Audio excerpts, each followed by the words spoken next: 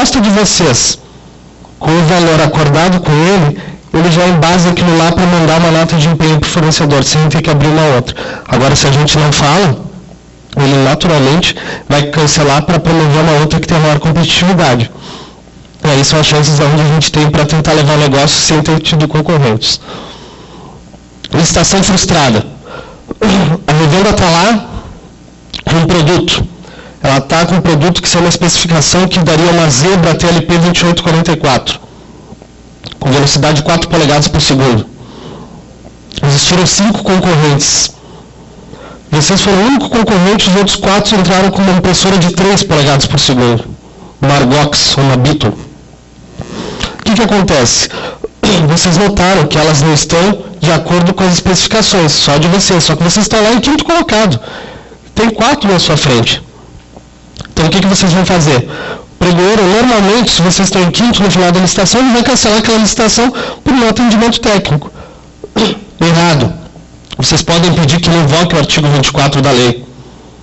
E aí ele pode contratar o fornecedor fazendo uma contraproposta para o fornecedor ou o fornecedor fazendo uma contraproposta para ele, mediante esse o único instante que tem o equipamento certo a atender aquele objetivo do edital.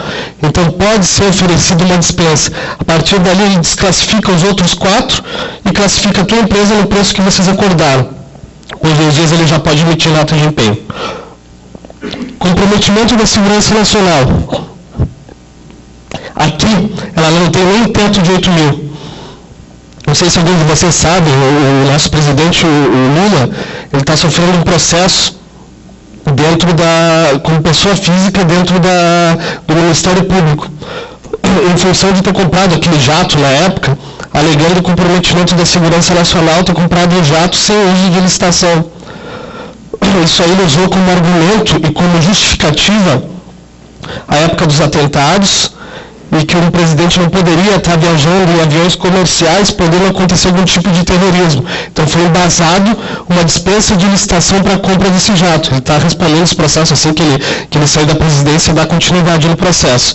Então é uma forma também de aquisição pública mediante comprometimento da segurança nacional. Não estou questionando aqui se é certo ou errado.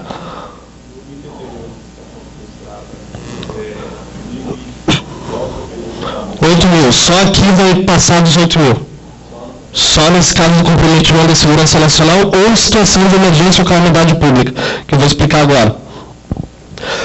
Emergência ou calamidade pública. Aconteceu há algum tempo atrás, você sabe, aquelas enchentes em Santa Catarina, e está acontecendo em São Paulo.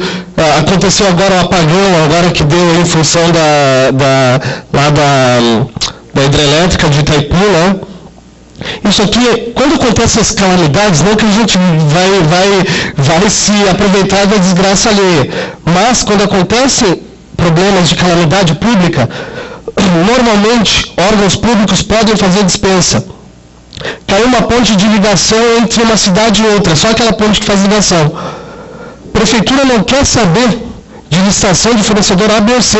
Primeiro que apareceu, eles estão comprando. Deu problema nas enchentes em Santa Catarina, inundou, por exemplo, o SEASA com todos os equipamentos fiscais, com todos os PDVs. Revenda vai lá, proposta na hora, órgão compra. Por quê? Calamidade, eles facilmente conseguem o recurso necessário para aquela compra, sem ter tanto desprendimento com o jurídico dos órgãos públicos. Porque o órgão público não é pregoeiro, não é área técnica que faz isso. É o jurídico que aprova, como uma corporação, como uma empresa, que é o financeiro que aprova.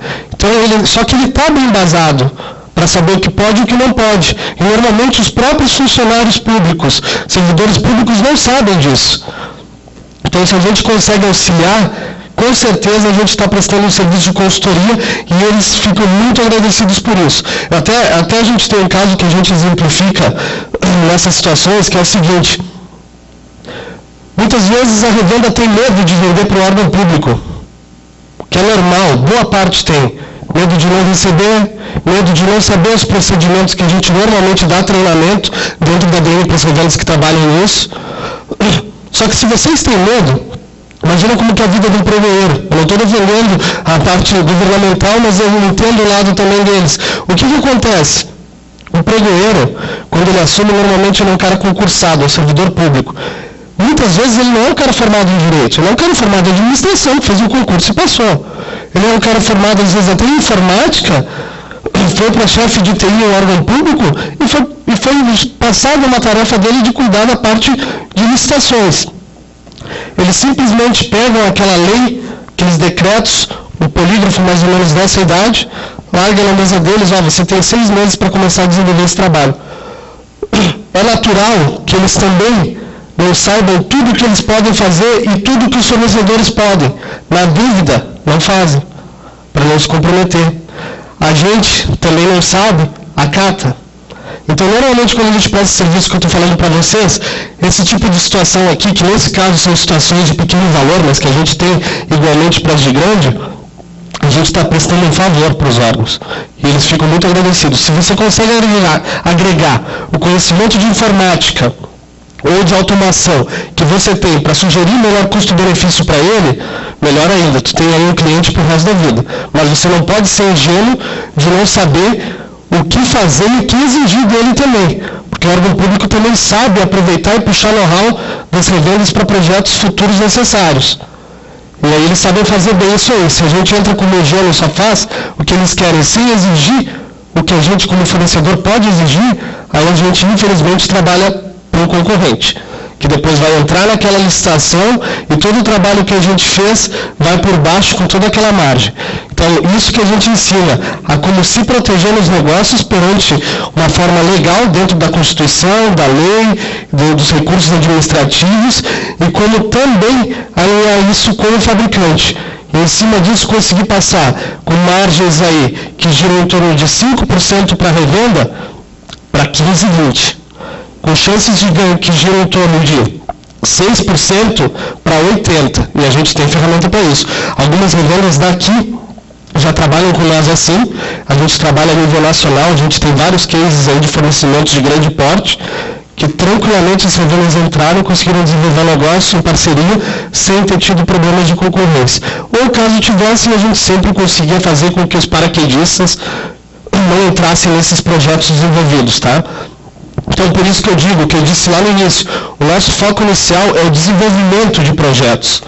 Não é a captura digital, ou como o pessoal diz, alguns fabricantes, o para-raio digital.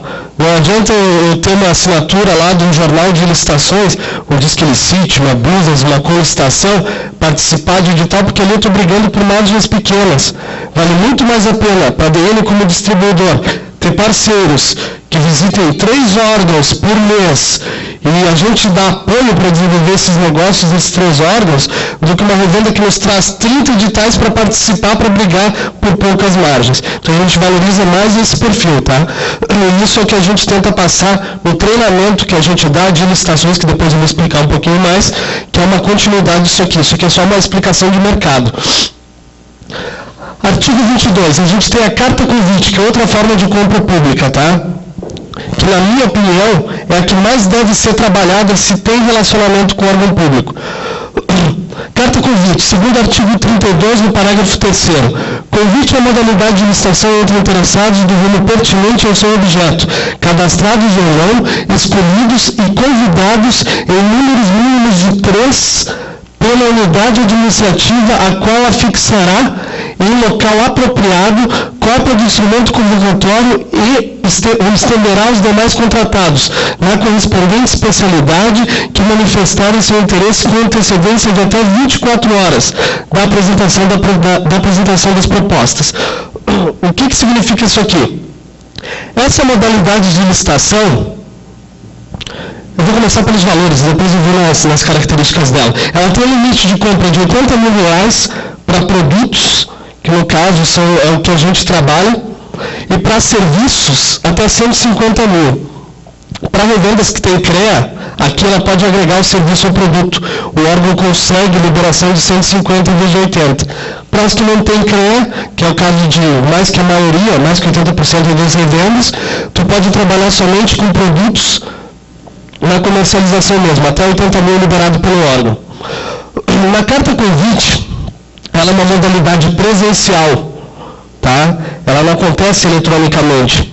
A vantagem dela é que ela